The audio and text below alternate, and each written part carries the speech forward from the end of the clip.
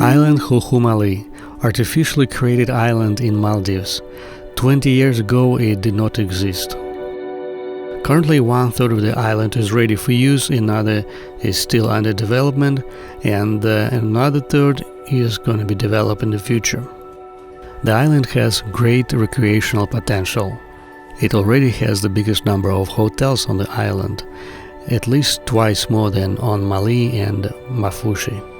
On top of it, there are about 200 extra hotels are under construction on the island.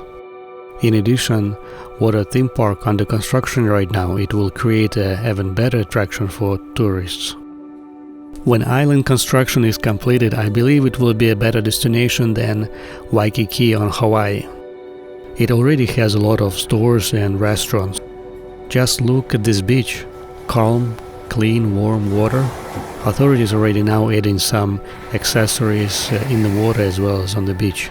I think it is already a better destination now than Mafushi. However, no matter what island you choose, you still probably will be at no choice to stay here at least half of the day. Usually when you arrive or when you leave, you will have a window before your flight, and that is a good place to spend your time. You will have restaurants and hotels run on a beachfront, and you will be 5-minute ride from the airport by taxi for under $10. You also can take a bus, which will cost about 20 rupees, but keep in mind buses don't run on prayer breaks. That is every evening from 6 to 8 about that time. This is preparation for Muslim breakfast. It is actually dinner time, but during Ramadan, Muslims fast during the day and they are allowed to eat only since 4 p.m. every day. One of the disadvantages right now is there are a lot of construction going on still. But it did not impact overall stay on the island. You still have nice beach, nice water. When you look at it, you probably want to get in the water and take a good swim.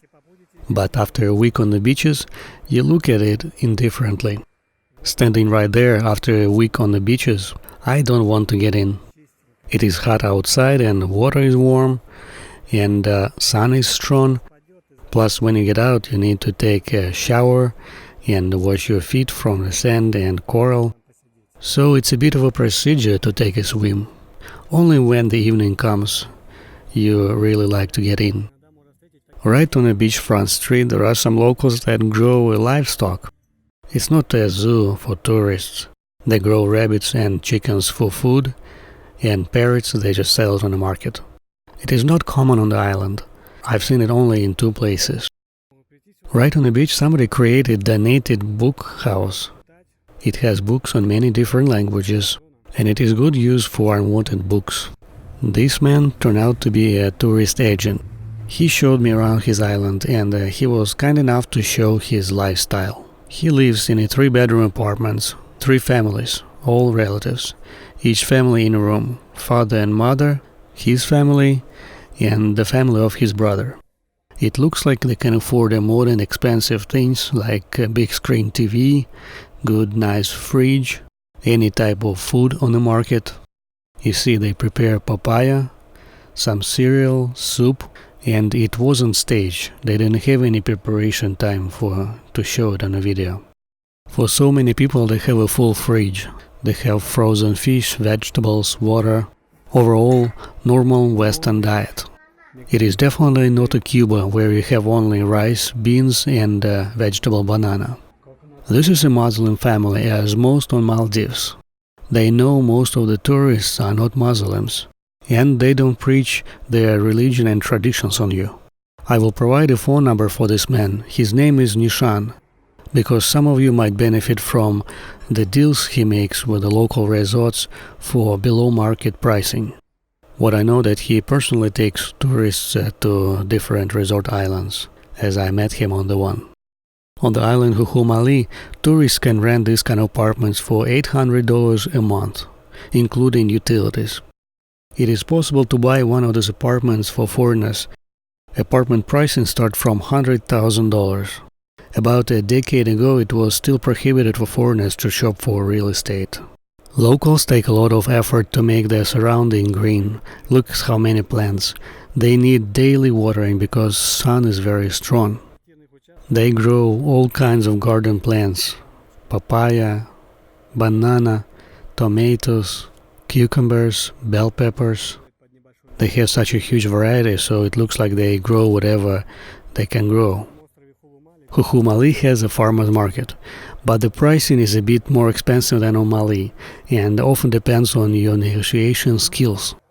For example, papaya costs here twice more than on a market in Malé.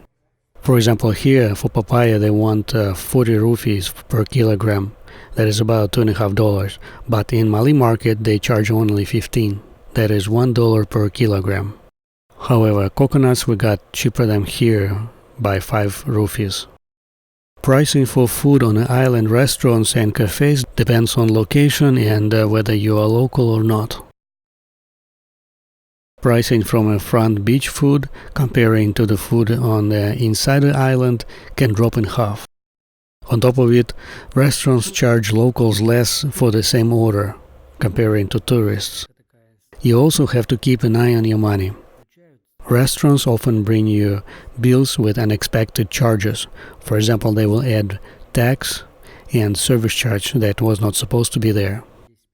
Sometimes menu says they're gonna be extra tax and service charge, and usually it adds up to about 20% of the bill, a bit more. Another time they don't say they're gonna be extra charges, but they still add it up. And some other restaurants already post the price with everything included, so you know before you pay. I tested a local watermelon bought on local market, and it was just about above the norm for nitrates. It is a standard result for industrial production all over the world during harvest season.